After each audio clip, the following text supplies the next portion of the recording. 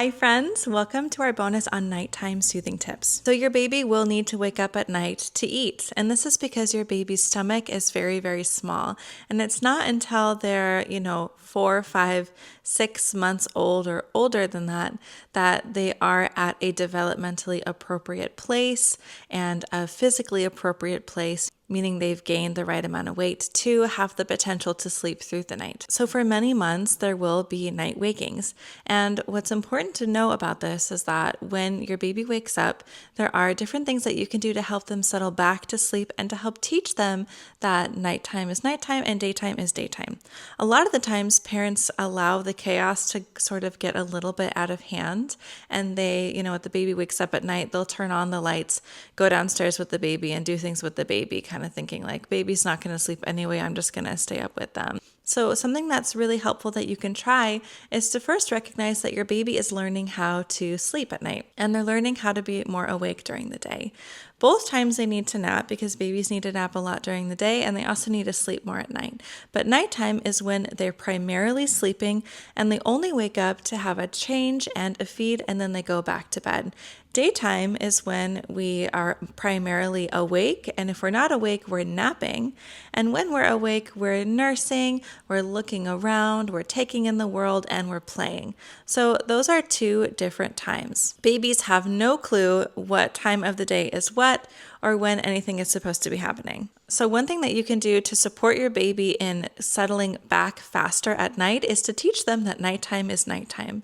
And one way you could do this is to first avoid turning on a whole bunch of lights when your baby wakes up. Instead, you can have a lamp in your room that is a really low lighting, just enough for you to be able to see what you need to see, but not so bright that it will stimulate your baby and encourage them to release awake hormones. You don't want to re-alert them at night. You want to teach them that this is nighttime. So we're going to do whispering, we're going to do low lights, we're going to maintain an environment that mimics nighttime, and we're not going to defer from that ever. The consistency is really important. So just to simply avoid your baby needing even more effort to go back down, creating an environment where the baby does not re-alert too much because you're maintaining that calm and quiet environment can really help. So another thing you can do at night is to nurse your baby to sleep. This is biologically normal. It's totally fine to nurse your baby to sleep without fear of creating a nursing association for sleep until they're about 3 months of age. You can keep nursing them to sleep as long as you want to, but if you want to break a nursing association later, that just might be something that you have to go through. It's really not that complicated. It's just about reteaching your baby to develop another pathway for sleep. But if you really want to avoid a nursing association, you don't have to worry about that in the first 2 to 3 months. So by nursing your baby back to sleep, it can help them go to sleep really fast at night. When we're exhausted and our babies are brand new and we're trying to teach them that nighttime is nighttime, and we're also trying to avoid nursing them to sleep, it adds just this extra level of stress, and it's not like teaching the baby anything beneficial.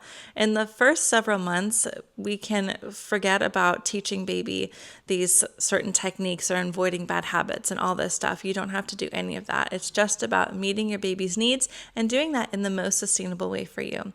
So nursing to sleep is something that you can consider if that feels good for your family. The only thing to keep in mind, though, is that if you do nurse your baby to sleep, sometimes babies need to burp afterwards. So if the baby does need to burp and you lie them back down before they get the chance to, that can make their belly a little uncomfortable.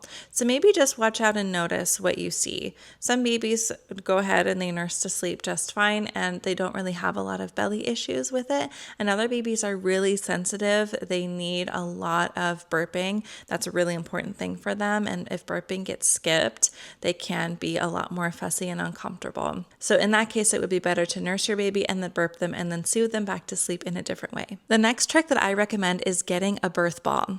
Birth balls are so soothing for babies. Every baby needs a different soothing method, but I found that birth balls are loved by a lot of babies, and it can really be such a game changer for you because if you're on your feet walking around carrying a baby in the middle of the night, that can be really exhausting trying to get them back down.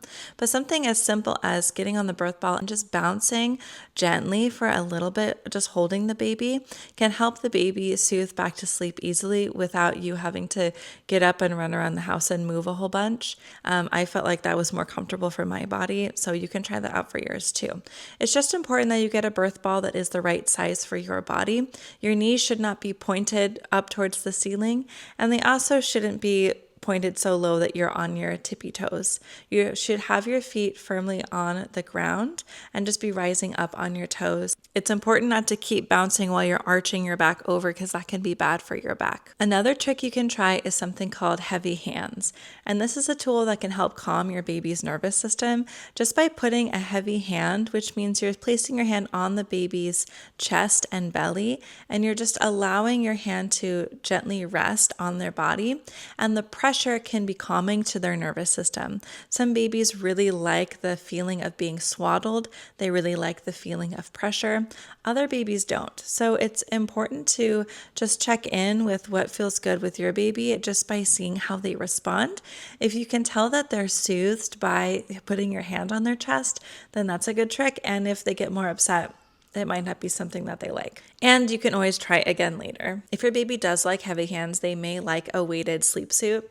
Weighted sleep suits are safe if you get the right size for the right age and weight for your baby. That's the most important thing. You should not put your baby in a weighted sleep suit or a swaddle or any other form of clothing that they wear at nighttime that is not the right size for them. Honestly, weighted sleep suits stretched my baby's sleep.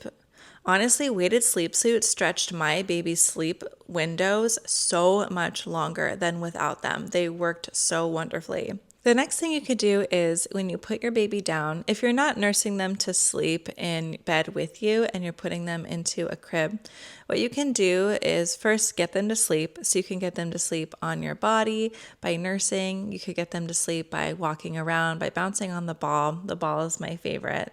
And then when you're ready to put them down, instead of placing them flat on their back, you can place them down with their bum and their legs first, and then gently roll them back onto their back instead of placing them flat down. That can help prevent them from waking up by being sat down. And then it's also important to look at the whole environment and see what's going on in your sleep environment.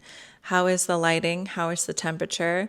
Is your baby in a sleep suit or a swaddle? And is there any sound playing? Some babies are so soothed by certain sounds and other babies don't really notice the sounds, like it doesn't seem to impact them. So there's kind of a journey at the beginning of just experimenting and seeing what works for your baby, and do what works when you find it. And then when what is working doesn't work anymore, then we try something else. And that's just kind of like the way it goes. But if you can maintain a good temperature in the room that's comfortable for baby, making sure baby isn't too hot or too cold, and you can keep the lights low and maintain a routine, so there's a difference between what happens at nighttime and what happens with daytime, that will help your baby to develop associations with sleep and with nighttime, and will help your baby learn over time that daytime is daytime and nighttime is nighttime.